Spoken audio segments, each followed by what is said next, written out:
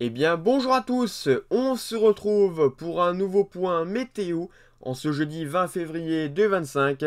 On se retrouve pour faire un point sur le temps qui est attendu pour ce week-end et la semaine prochaine. Et on va évidemment parler du retour des perturbations sur le pays. Avant, on a quand même la douceur qui sera très forte pour ces journées de vendredi notamment, qui sera la journée, je pense, la plus douce de la semaine, mais également la plus douce de ce mois de février. Donc, évidemment, on va en parler, mais avant de commencer ce point météo, n'hésitez pas à liker et à vous abonner, c'est très important pour soutenir la chaîne. Et on commence, comme d'habitude, par les centres d'action, et vous pouvez le constater, qu'on est sous l'influence de l'anticyclone. Et oui, c'est cet anticyclone qui nous rapporte de la douceur sur le pays, notamment du côté de la moitié sud. Mais donc, on a, vous l'avez vu, remarqué, on a des nuages et quelques pluies qui circulent actuellement sur le pays.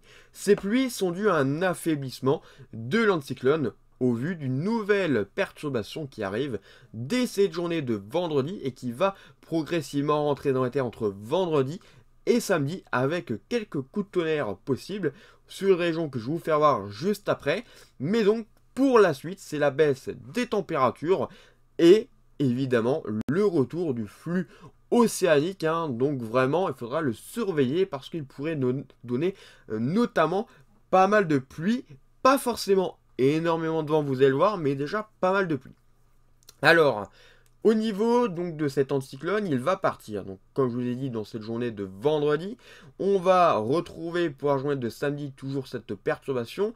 Un très faible retour de l'anticyclone, mais très rapide, donc pour la journée de lundi, avant la mise en place, et là pour un bon moment, de ce flux océanique qui va nous apporter des pluies et pas forcément de fortes perturbations, pas de coups de vent, pas de tempête.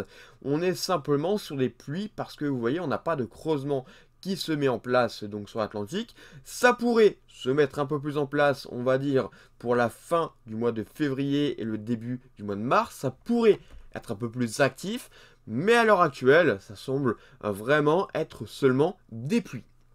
Donc ces pluies, on va les retrouver, comme je vous ai dit, lors de ces journées de vendredi, les premières hein, qui passeront donc sur le pays. Donc ça passerait depuis la Bretagne, et puis en cours de nuit de vendredi à samedi et lors de la journée de samedi, ces pluies vont gagner progressivement une bonne partie de la France, donc les régions centrales, puis en allant vers les régions de l'Est avec un ciel de traîne à l'arrière, pas forcément très actif, mais qui pourrait quand même donner très localement quelques coups de tonnerre possibles.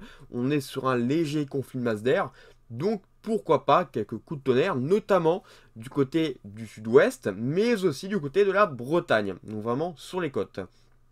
Ensuite, après ce passage perturbé de la journée de samedi, place ensuite à un temps, on va dire, un peu plus calme lors de la journée de dimanche, avant l'arrivée lundi d'une nouvelle perturbation et qui entrera avec à l'arrière l'arrivée d'un flux océanique confirmé, hein, vous le voyez, avec pas mal de pluie, des averses, de la traîne, et encore, ça continue, hein, vous le voyez, jusque au moins le week-end prochain.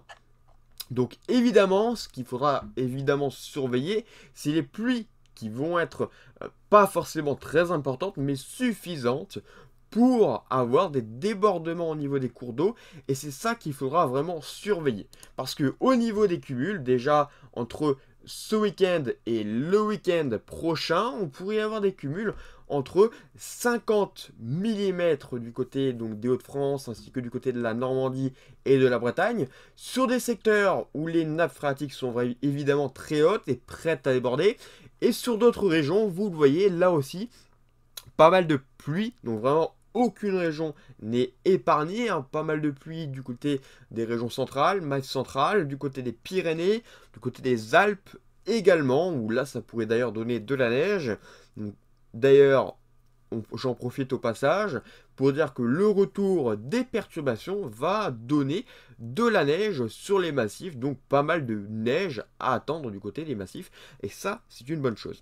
Mais donc, pas mal de pluie, et ça c'est le côté négatif, qui pourrait donner des inondations dès la Bretagne, la Normandie, l'Hauts-de-France, surtout sur ce secteur-là, et évidemment c'est sur des secteurs qui sont déjà à haut risque au niveau des inondations.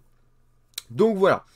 Pour la suite, on surveille, comme je vous ai dit, le retour de perturbations beaucoup plus fortes, avec la possibilité de coups de vent, voire, pourquoi pas, de phénomènes très venteux qui peuvent être des tempêtes. On surveille la possibilité, mais à l'heure actuelle, je ne saurais pas vous en dire plus sur la suite. Et bien voilà, merci d'avoir suivi ce point, et on se retrouve donc bientôt pour un nouveau point météo. Bonne journée à tous, et un bon week-end.